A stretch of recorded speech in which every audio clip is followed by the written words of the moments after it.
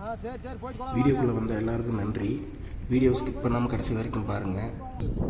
இது வந்து மாட்டு மந்தை அமைச்சு அதனோட சாணத்தை வந்து இப்போ வந்து வேறு ஒரு ஊருக்கு அனுப்புகிறாங்க. இது என்னன்றதை பின்னாடி நான் நிறைய சொல்கிறேன். அவங்க வந்து பார்த்திங்கன்னா இப்போது மாட்டு சாணத்தை வந்து தயார் பண்ணிக்கிட்டு இருக்காங்க.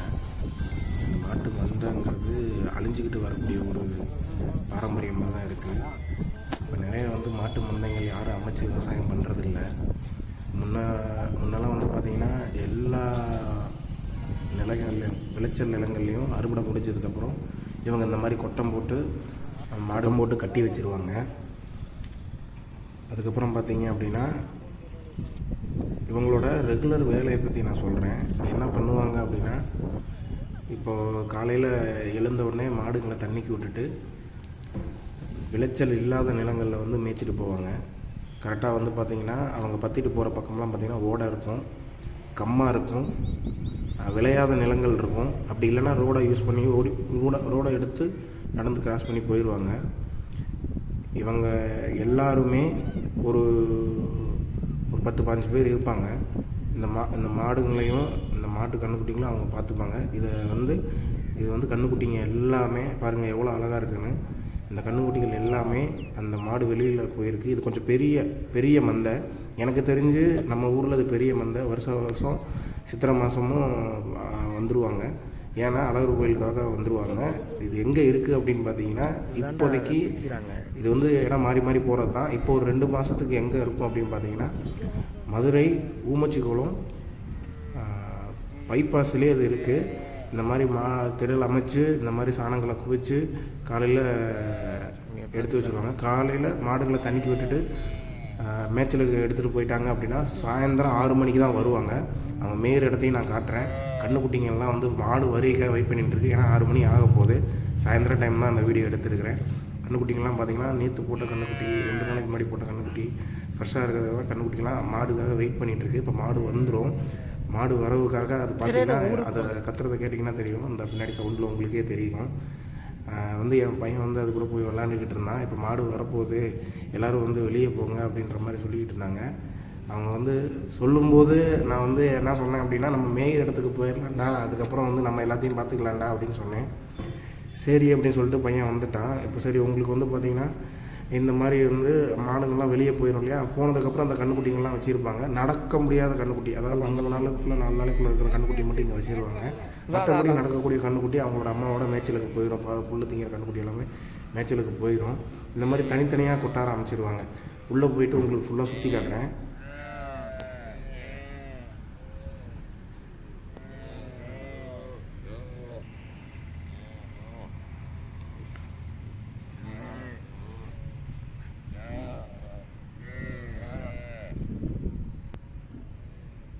பாருங்கள், நிறைய வந்து மாட்டு சாணத்தை பேக் பண்ணி வச்சுருக்காங்க. கன்றுக்குட்டிங்களும் வந்து ஆர்வமாக வெயிட் பண்ணிகிட்டு இருக்குது கத்திக்கிட்டு. இப்போ வந்து பார்த்திங்கன்னா இதில் பார்த்திங்கன்னா 4 திடல் இருக்கும். 4 திடமாக 4 விதமாக வந்து இதை பிரித்து கட்டியிருப்பாங்க இந்த கொட்டாரம்.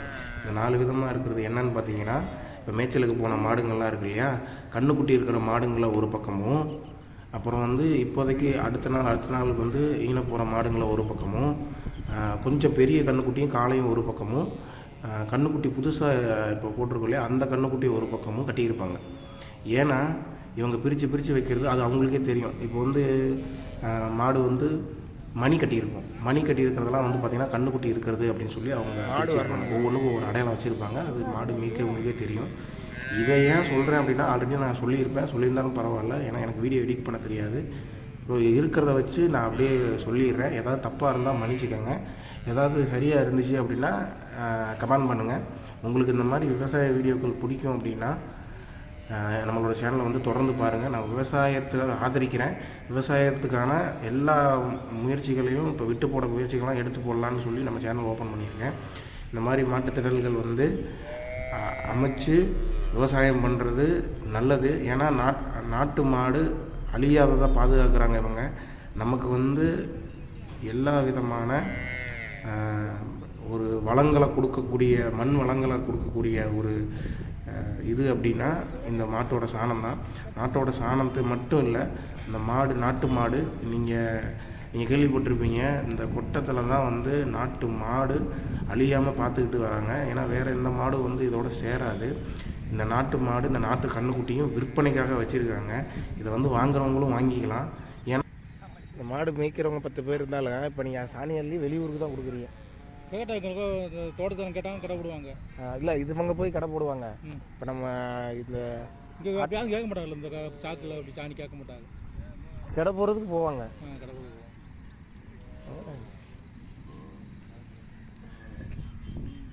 சரிவா, மாட்டுக்கிட்டு போவோம். இந்த நேரத்தில் 1000 கன்றுக்குட்டியும் நம்ம நினச்சது நடக்க போகுது. ஏன்னா நாங்கள்லாம் இப்போ வரப்போகுதாங்க.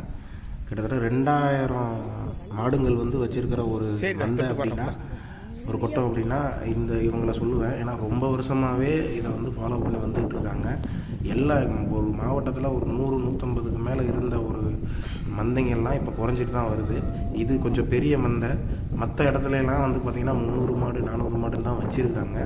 இவங்ககிட்டேருந்து வர்ற எல்லாமே வந்து நல்லபடியாக வந்து செஞ்சு தராங்க. இவங்ககிட்ட வந்து வாங்கணுன்றதுக்கோசரம் நான் மறுபடியும் சொல்கிறேன், வாங்குறதுக்கோசரம் நான் சொல்லலை.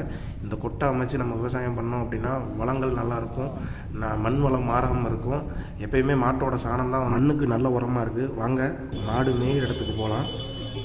பாருங்கள், ஒரு கம்மா கரையில் மாடுங்க வந்துக்கிட்டு இருக்குது. வர்ற வேகத்தை பாருங்கள். வேகமாக வந்து 6 மணி ஆயிடுச்சுன்னு சொல்லிட்டு ஒரு செட்டு வந்து வேகமாக போகும். பாருங்கள், நான் சொன்ன மாதிரி நான் கழுத்தில் பாருங்கள் மணி கட்டி வச்சு பாருங்கள். அப்புறமே நான் பேசுகிறேன்.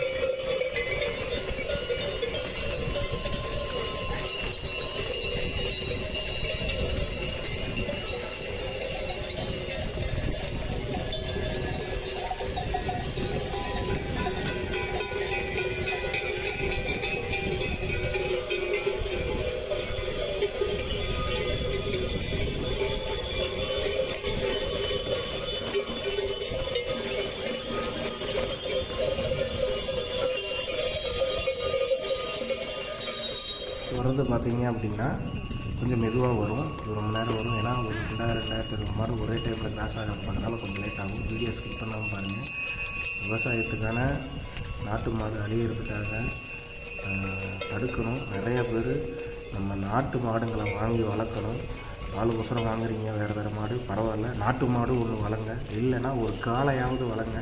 காளை ஒரு நாட்டு மாடு வளர்த்தீங்க அப்படின்னா நம்மளோட பாரம்பரியமான நாட்டு மாடுகள் அழியாமல் இருக்கிறத நம்ம வந்து பார்க்கலாம். நிறைய மாடுகள் வந்து இருக்குது. நம்ம நாட்டு மாடும் ஒன்று இருந்துச்சுன்னா நல்லாயிருக்கும். இப்போ உழவு ஓட்டுறது கூட நம்ம மாடு யூஸ் பண்ணுறதில்ல. இந்த பார்த்திங்கன்னா காலை ஒன்று போட்டு பாருங்கள், ஜல்லிக்கட்டு காலை மாதிரி போதும். அதையும் பார்த்துக்கோங்க. இப்போது இந்த மாடுகள்லாம் வந்து பார்த்திங்கன்னா ஓடையை கிராஸ் பண்ணி போயிட்டுருக்கு. மணி வந்து 6 மணி ஆக போகுது. இது எல்லாமே வந்து விளைச்சல் இல்லாத நிலங்களில் தான் நம்ம கட்டிட்டு போவாங்க. விளையிற நிலத்தில் ஒரு நேரமும் நம்ம வந்து மேய விட மாட்டாங்க. விளைச்சல் இல்லாத நிலங்களில் மேய்ஞ்சிட்டு அதுக்கப்புறம் அப்படி இல்லை அப்படின்னா மலைப்பக்கம் ஏற்றிடுவாங்க. மலைப்பக்கமும் ஏறி இது வந்து மேய ஆரம்பிச்சிடும். இந்த எல்லாத்துக்கு மறுபடியும் ஏன் இதை சொல்கிறேன் அப்படின்னா, நாட்டு மாடு அழிஞ்சிக்கிட்டு வருது. நம்ம யாரும் நாட்டு மாடு வாங்குறது இல்லை. தயவுசெய்து இந்த மாதிரி கொட்டத்தில் போயிட்டு நாட்டு மாடு ஜல்லிக்கட்டு மாடு வாங்கிக்கோங்க. ஏன் ஜல்லிக்கட்டு மாடுன்னு சொல்கிறேன் அப்படின்னா, அது பேரே அப்படி தான் ஆகிடுச்சு. நம்ம மாடு ஜல்லிக்கட்டில் மட்டும்தான் நாட்டு மாடாக இருக்க போகுது. இனிமேல் நம்ம யாரும் வந்து கறவைக்கு பண்ணுறதில்ல. இவங்க இப்போ போயிட்டு காலையில் வர்றவங்க தான் இப்போ சாயந்தரம் வந்து இப்போ போகிறாங்க அப்படின்னா அவங்கவுங்க குட்டிங்களை பார்த்து அவங்கவுங்க கொட்டத்தில் வந்து அடைஞ்சிருவாங்க. இது எல்லாமே ஒரு நாளைக்குரிய திரும்ப பார்க்கக்கூடிய விஷயங்கள் தான். அதுதான் வந்து உங்களுக்கு ஒரு பெரிய வீடியோவாக எடுத்து போட்டிருக்கேன். ஸ்கிப் பண்ணாமல் பாருங்கள். மாடு வாங்காமல் வாங்கி இந்த மாதிரி அமைங்க. கொட்டம் கட்டி நம்ம சாணம் இதான் வந்து ஒரு காலம் போட்டு பாருங்கள். கொட்டம் கட்டி நம்ம சாணத்தை வந்து மண்ணுக்கு எருவாக கொடுக்கணுன்ற ஒரு நம்பிக்கையில் வந்து விவசாயிகளுக்கு சொல்கிறேன்.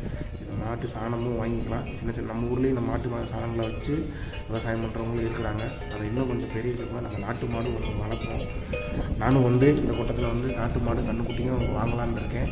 என் மச்சான் வந்து கன்றுக்குட்டி கேட்டுருந்தான். கூடிய சீக்கிரமே இவங்க கிளம்புறதுக்குள்ள நாங்கள் கன்றுக்குட்டியாக வாங்கிடுவோம். ஒரு மாடு வாங்கிடுவோம். அதையும் நான் உங்கள்கிட்ட சொல்லிக்கிறேன். ஏன்னா என் மச்சானுக்கு வந்து காளைனா ரொம்ப பிடிக்கும். அதை வந்து வாங்குறதுக்காக ரொம்ப நாளாக இவங்க வருகைக்காக வெயிட் பண்ணிகிட்ருக்கேன். இது வந்துருச்சுன்றதையும் அவன் பையன்கிட்ட சொல்லிட்டேன். சேலத்தில் இருக்கிறான், வந்துடுவான். வாங்கினதுக்கப்புறம் நான் வந்து அந்த வீடியோவும் போடுறேன். ஏன்னா பாரம்பரியத்தை காக்கிறது நம்ம சொன்னால் மட்டும் பத்தாதில்ல, நம்மளும் செய்யணும் இல்லையா? அதனால் வந்து அந்த வீடியோவும் உங்களுக்கு நான் போடுறேன். வீடியோ வந்து எல்லாமே நான் மறுபடியும் சொல்கிறேன், எல்லாமே அழியக்கூடிய வகைகளை மட்டும்தான் நான் வந்து வீடியோவாக போட்டுட்ருக்கேன். இந்த சேனல் பிடிச்சிருந்தா எல்லோரும் ஷேர் பண்ணி சப்ஸ்கிரைப் பண்ணுங்கள். எல்லா விவசாயிகளுக்கும் நன்றி. இந்த மாதிரி வந்து மாட்டு சாணத்தை வந்து இயற்கை வளம் மாறாமல் வந்து விவசாயம் பண்ணி அதுக்குள்ளே விளையிற மக்களுக்கு கொடுக்குற எந்த ஒரு பாகுபாடும் இல்லாமல் விலையோட ஏற்றமும் இறக்கமும் என்ன இருந்தாலும் பரவாயில்லன்னு சொல்லிட்டு விலை பாகுபாடு இல்லாமல் கொடுத்துட்டு மனசோட போகிற எல்லா விவசாயிகளுக்கும் நன்றி. விவசாயிகள் எல்லாருமே சந்தைக்கு போகும்போது தன்னோட விளைச்சல்களை எடுத்து கொண்டு போய் சந்தையில் கொடுக்கும்போது ஒரு விலை வந்து நிர்ணயித்து போயிருப்பாங்க, நினச்சி போயிருப்பாங்க. ஆனால் அங்கே போய் அது வந்து நடக்காது. அதனால் வந்த விலைக்கு விற்றுட்டு வந்துடுவாங்க. அவங்க விற்றுட்டு வந்தாலும் அவங்க வந்து என்ன நினைப்பாங்க அப்படின்னா, நம்ம வந்து அடுத்த தடவை பார்த்துக்கலாம் அப்படின்னு தான் நினச்சி வந்து ஒவ்வொருத்தவங்க விவசாயம் பண்ணுறாங்க. அவங்களோட நல்ல எண்ணம் தான் நம்ம வந்து இப்போ சாப்பிட்டுக்கிட்டு இருக்கோம். நம்ம சாப்பிட்டுட்டு இருக்க சாப்பாடு எல்லாமே அவங்க விட்டு கொடுத்து போகிறனால தான் சாப்பிட்டுட்ருக்கோம். அன்பை மட்டுமே விவசாயிகள் கொடுக்குறாங்க நமக்கு. நம்ம அவங்களுக்கு திருப்பி என்ன செய்யணும் அப்படின்னா, இந்த வீடியோ மூலிமா சொல்லிக்கிறேன், விவசாயிகள் நிறைய யூடியூப் சேனல்கள் வச்சுருக்காங்க. அவங்களோட சேனல்லையும் ஒரு நாளைக்கு ஒரு 10 நிமிஷம் எடுத்துக்கோங்க. ஒரு 10 பேரை செலக்ட் பண்ணுங்கள். ஒரு 2 நிமிஷம் அவங்களுக்கு ஒதுக்கி அவங்களோட வீடியோவையும் பாருங்கள். அது மூலிமா அவங்க வந்து ஒரு என்கரேஜ் ஆவாங்க. அவங்களோட வேலைக்கு வந்து ஒரு அடித்தளமாக இருக்கும். அவங்களுக்கு வந்து ஒரு சம் அமௌண்ட்டு போனாலுமே, அதை ஓப்பனாகவே சொல்லிடுறேனே, சம் அமௌண்ட்டு போனாலுமே அது நம்ம மூலியமாக போகிற மாதிரி இருக்கட்டுமே. ஏன்னா நிறைய டைம் அவங்க ஏமாந்துருப்பாங்க. ஒரு சில டைம் இந்த வீடியோ போடுறதுனால அவங்களோட மனசுக்கு வந்து ஆறுதலாகவும் இருக்கும். நம்ம வீடியோ போடுறோமேன்னு சொல்லி ஊக்குவிக்கிறது மூலமாக அவங்களுக்கு லைக் பண்ணுங்கள், சப்ஸ்கிரைப் பண்ணுங்கள், கமெண்ட் பண்ணுங்கள். ஏன்னா விவசாயிகளை தான் நம்ம வந்து எப்பயுமே நம்ம வந்து கொண்டாடணும். எல்லா வீடியோவிலையும் இந்த வார்த்தைங்களை நான் சொல்லுவேன். விவசாயிகள் தான் நம்ம வந்து பாகுபாடு பாராமல் அன்பு காட்டி பண்ணுறவங்க. ஏன்னா ஒரு விளைச்சலுக்கு நம்ம போய் பேரம் பேசிகிட்டு இருப்போம். ஆனால் அவங்க வந்து பார்த்திங்கன்னா போய் சந்தையில் போயிட்டு நமக்கு வந்து இதுதான் விலை அப்படின்னு சொல்லும்போது அவங்களுக்கு பரவாயில்லன்னு சொல்லி கொடுத்துட்டு வருவாங்க. ஏன்னா கொடுக்க மாட்டேன்லாம் சொல்ல மாட்டாங்க. விவசாயிகள் வர்ற விலைக்கு விற்றுட்டு வந்துடுவாங்க. அதை நம்ம அதிக காசு போட்டு வாங்குவோம். இதுதான் வந்து நடந்துக்கிட்டு இருக்குது. இதில் யாருக்கு லாபம் போகுது, யாருக்கு நஷ்டம் போகுதுன்றது அவங்களுக்கு தான் தெரியும். முக்கியமாக சொல்லிடுறேன், இந்த மாடுங்கள்லாம் வந்துடுச்சு. வந்து அவங்கவுங்க தனித்தனியாக பிரிச்சுருவாங்க. இதில் வந்து பாலும் விற்பனைக்கு போயிடும். பாலும் பிச்சு கொடுக்குறாங்க. எருவும் வந்து பார்த்திங்கன்னா விற்பனைக்கு போகுது. கண்ணுக்குட்டி விற்பனைக்கு போகுது. மாடு வாங்கிக்கலாம். எப்பயுமே இந்த வீடியோவில் வந்து பார்த்திங்கன்னா இந்த வார்த்தைகளை எல்லா வீடியோலையும் சொல்லணும்னு ஆசைப்பட்றேன். ஏன்னா எனக்கு இந்த வீடியோ போடுறதுக்கும் இந்த சேனல் ஆரம்பிக்கிறதுக்கும் ஒரு மெயின் காரணம் இந்த வார்த்தைகள் மட்டும்தான். இந்த வார்த்தைகளை மட்டும் எல்லா வீடியோலையும் யூஸ் பண்ணுறேன். தப்பாக இருந்தாலும் மன்னிச்சுக்கோங்க. தப்பாக இருந்தால் கமெண்ட் பண்ணுங்கள். விவசாயம் வளரணும், விவசாயிகள் வாழணும். இதுதான் என்னோடய யூடியூப் சேனலோட ஒரு கொள்கையாகவே இருக்கட்டும்னே வச்சுக்கோங்களேன். நானும் கூடிய சீக்கிரம் எங்கள் ஊரில் போயிட்டு விவசாயம் பண்ணணுன்ற ஆசையில் தான் இந்த வீடியோக்கெல்லாம் போட்டுட்ருக்கேன். இதுக்கு இடைஞ்சூறாக வர எல்லாத்தையுமே வீடியோவாக போடலான்னு இருக்கேன். அதில் தப்பாக இருந்தாலும் ரைட்டாக இருந்தாலும் மன்னிச்சுக்கோங்க. மறுபடியும் சொல்லிக்கிறேன், விவசாயம் வளரணும், விவசாயிகள் வாழணும்.